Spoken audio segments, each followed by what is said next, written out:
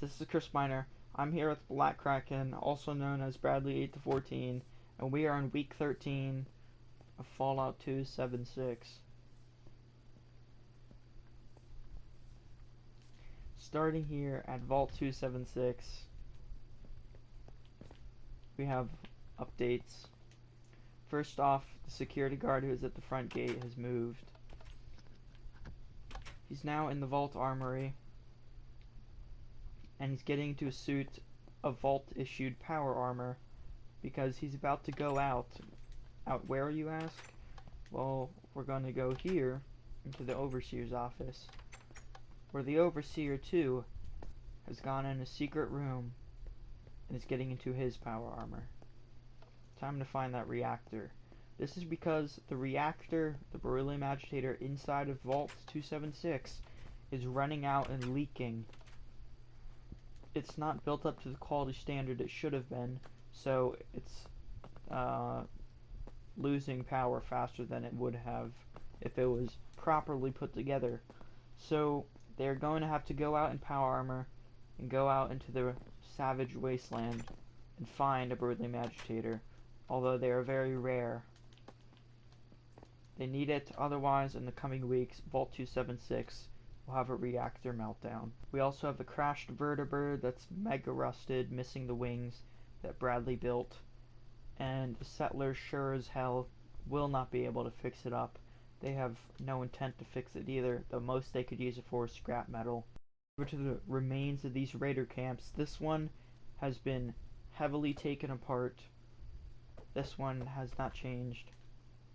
And the small one, the raider inside, two of them, or three, have been added.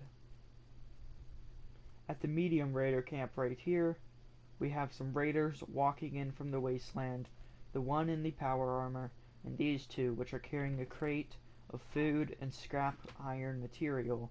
These are the raiders that raided the farm on a supply mission. This watchtower is also being repaired by the raiders. It's fairly close to being done. Here at the big raider base, it has been heavily cleaned up and almost fully repaired. All that's left is that wall, the catwalks, and the wall to the armory. The raiders have been working hard with carpentry repairing it. Here's the power armor of the leader, who's gone inside and is writing down battle plans on his desk. As you can see, the Enclave have built some makeshift helicopter pads to land their vertibirds on. We have a landed vertibird here. This was the first vertibird that was on top of West Tech that was airlifting 4 suits of unmanned power armor to be put in the armory until someone needs to get in it and use it. The 4 suits of Hellfire that nobody was actively wearing at the time. If we go into 351, I've added this tiny room here for the vault door controls. I've also added the piston back to this chair to pull it back for the Overseer room elevator. Going down into the Enclave General's living quarters, he has put his power armor back. He's exited out of it. He's in his formal military attire, and the President himself is not in his room. Where did they go? Well, they're in the sub-level. If we go into the sub-level of the Enclave base, we have quite a few changes. First off being the regular display screen with a field patrol soldier's camera feed on it has been replaced with an American flag from Fallout, which does not have 50 stars, but 13 stars and 1 in the middle. We also have turned down the lighting in here, so it's a lot more creepy and cooler looking. Inside a room that needs to be opened, I've changed the face on the computer, changed the computer screens, added some reactor nuclear radiation signs, and have slightly changed the layout of the reactor room.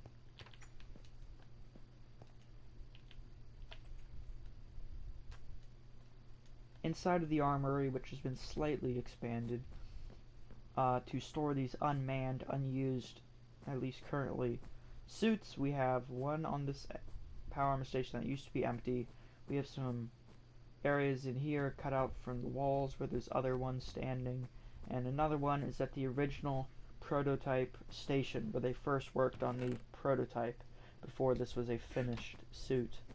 These are the 4 ones that were on the plane that no soldier is currently wearing.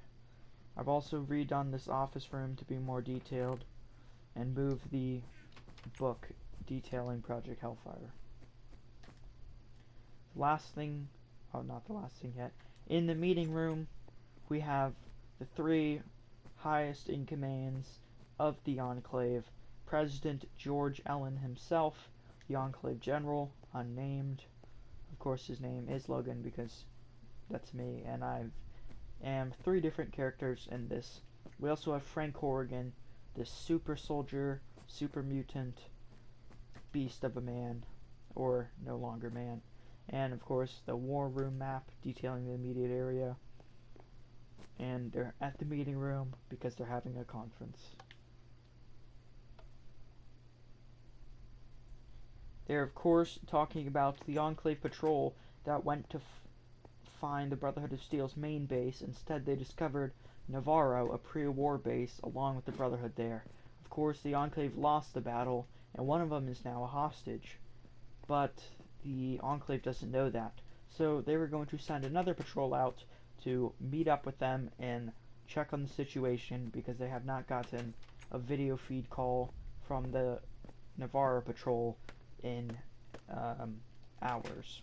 So they're going to check on them, make sure the Brotherhood didn't overpower them, but of course they did, somehow, luckily. The Enclave does have working vertebrates, 3 of them, that they can fly around, shoot at stuff.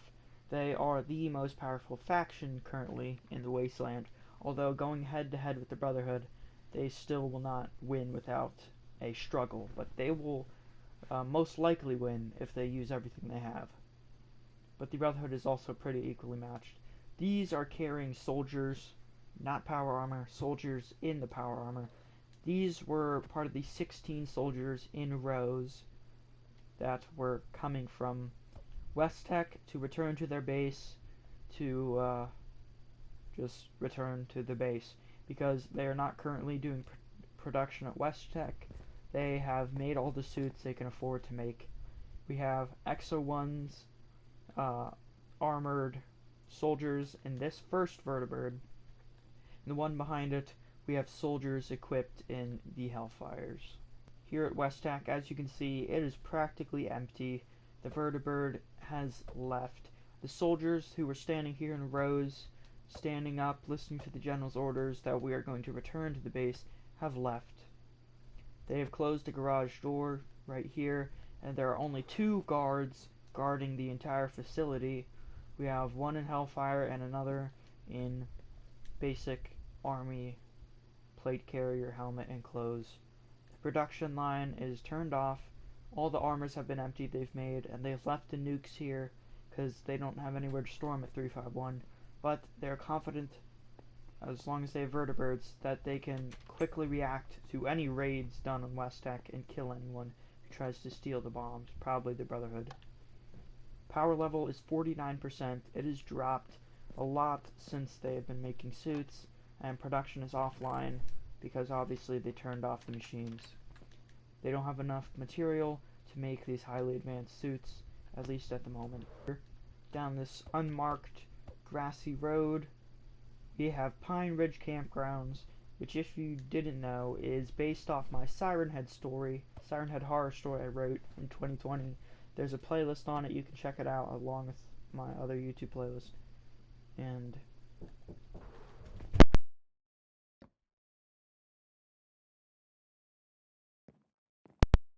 Campgrounds, this is the cafeteria building. Right here is the main office of the camp. Check-in office. We have more tables, we have bathrooms here. Right here we have the shower house. We have plenty of tents. Here is the boathouse, which has fishing rods, paddles. We have plenty of boats here, boats stacked up on the side. We have an American flag right here, a little pier, another bathroom, tents, third bathroom, and here is the main big campfire. In this Siren Head story, this is a campground where Siren Head goes and kills everyone.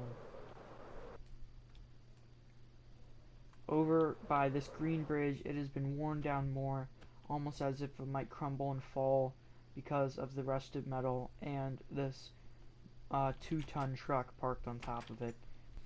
Here, the Brotherhood base has been completely destroyed. All the Brotherhood have been chased out. Powerline Head is moved to the front of that lake. The garage door has fallen. It's been emptied. And here we have the same Enclave patrol who inspected the raider base when Siren Head destroyed it. Similar attack patterns. He is talking about how these footsteps and the way things are destroyed is similar to that of a creature and not of any artillery strike or grenades. Here we have Powerline Head. His design has been slightly altered with the cords coming from him. He's all bloody and he's staring down the Brotherhood who have decided to flee the scene and run away from their base. I have made the nuke crater much deeper and much more radioactive looking. It now looks like a big bomb was actually dropped in here.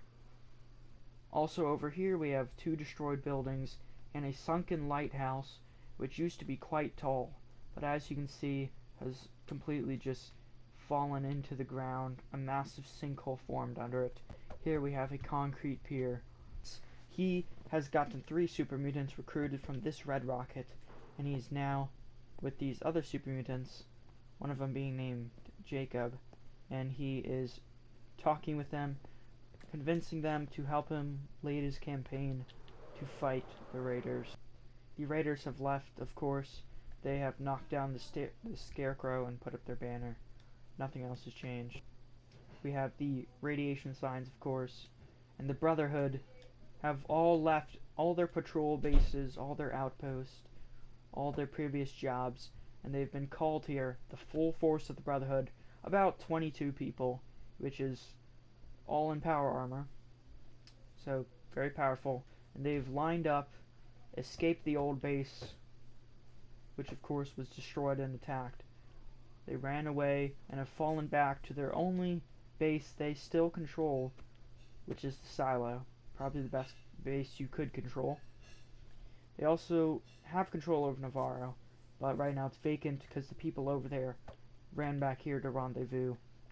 Elder Maxfield, different chest plate, is giving a speech.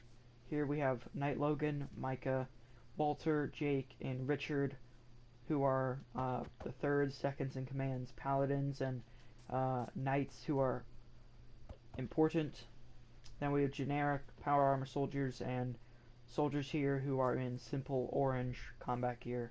And he's giving a speech of morale to the Brotherhood, saying they will rebuild and that they have lost Corvega and the main base, but it will not matter in the long run because the Brotherhood will prevail in his eyes. I've also added a ton of vehicles, another tanker truck, another pickup truck, and a jeep. And they plan to repair these vehicles because they have oil and steel. They want to put these vehicles back in driving condition, which certainly is possible. Here, in the back of this truck, they are locking up the Enclave Prisoner, the single most survivor from the Navarro battle between the 2 patrols. This is the guy of the Enclave that wasn't killed. He's a prisoner now. These Brotherhood soldiers are locking him inside of the back of the trailer. Will they drive somewhere? I don't know. I've also added these emergency sirens everywhere around the map. We have new buildings in the town, as well as the raiders have expanded more. The raider sniper has been moved. They've taken this last part of town, they've walled it off and extended their reach to practically the entire town. This vertebrate on this roof has also been rusted because it wasn't before. Here on the right of the police station, we have the county courthouse with the Maryland flag. It looks similar to the museum, but we'll ignore it. 1768, we have raiders inside, judge thing, the witness stands, and some stairs as well as upper rows. They've taken the courthouse, of course, next to the police station, And here we have another government law representative county building, the mayor's office. There's a bathroom down there. Upstairs we have the mayor's office and his book, the mayor's notepad. This country has gone to hell. War has made the president war hungry. He says he doesn't want war, but we know he just wants to kill the Reds. The apocalypse is coming. I know it. Might as well sign up for Vault 351, your mayor. He, of course, signed up for Vault 351 and also ended up getting killed. But this was his old office. He was talking about how the president says he doesn't want to go to war with other nations, but in reality he just wants to kill the communists. Whether he is legally allowed to or not. He's going to wage war with them if they wage war with us, and of course they did. Raiders control the entire town. We've added a billboard for Corvega. We also have radiation that I've added here that should have been there from the beginning, but always upgrading this world. We have radiation pools coming out. The Enclave banner was removed. The outcasts do not like them. They took it down to spite them. More radiation pools inside. Of course, this was Ground Zero, where the Brotherhood lost their second base, and this second letter has fallen off the sign. We have cracks in the pavement everywhere that I've added that wasn't there before to make it more detailed. Bradley's added more raiders all over the place. There's just more raiders around. And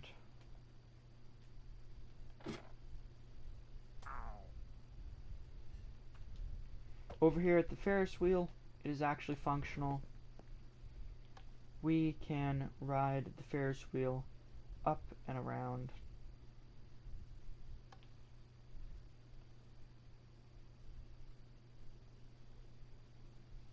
Navarro's empty, but the Brotherhood technically can and will be able to control it. They knocked out the Enclave Patrol, but we have no doubt in the future the Enclave will find out that the Brotherhood have taken prisoner one of their soldiers and have defeated another one of their soldiers. The Brotherhood outcasts who were at Corvega have come back.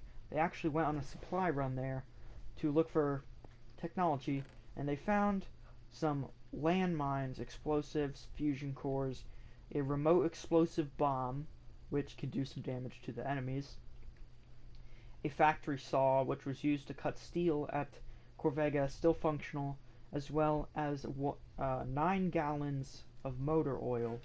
So they definitely have some important pre-war weapons and machinery materials. Inside, I've just changed these Brotherhood outcasts to actual NPCs that look and move around, so they're not armor stands. Right here we have the suit on display, and there are also radioactive banners. Of course, their fusion core is highly charged, or their beryllium agitator. They have a whole crate here of fusion cores. I've also added this helipad here for the hospital, of course, for airlifting patients pre-war, as well as a crashed vertibird, fully rusted over, but also fully intact, no broken wings. All they have to do is dig it out, which they are currently doing. Here we have Black Kraken, or Bradley, who was fighting these raiders in his power armor. He is outnumbered. Will he lose or will he win? You will find out next week. We have a college. Right here, pretty big college. First one I've ever built in Minecraft. College of Maryland, right here.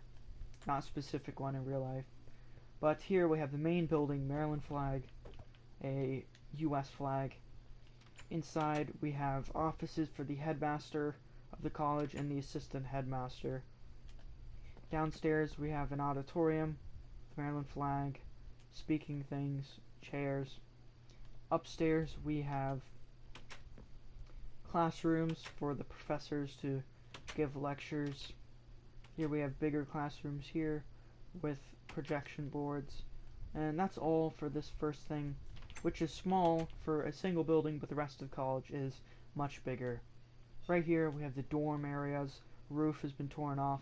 All the areas are the same. There's the hallway, stairs, and you can go into the dorm rooms. Sink, a little microwave oven, and a full bathroom. 2 people to a dorm room. Here, right here, We have the athletic building, also other classrooms. We have the cafeteria down here, where you can get food or eat your own food. We have 2 identical locker rooms for the sports programs. Basketball place, we have bleachers. You can watch college basketball games. It's not a whole university, it's more of a community college, so it's not massive like a big college basketball team would probably have. We have the swim area here for the college swim team. Upstairs we have more classrooms, which are near identical to last, and another random office. Back behind the main college we have the tennis courts, the baseball field, and the football/soccer field with big bleachers, so you could watch community college or a smaller, not as known college because it's not a massive university.